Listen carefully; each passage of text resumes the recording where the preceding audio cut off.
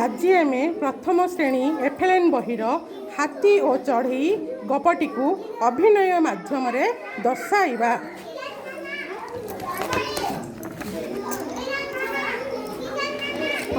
हाथी और चढ़ई गोटे गछरे चढ़ईटीए ता पिलामानंकु नहीं रहुथिला।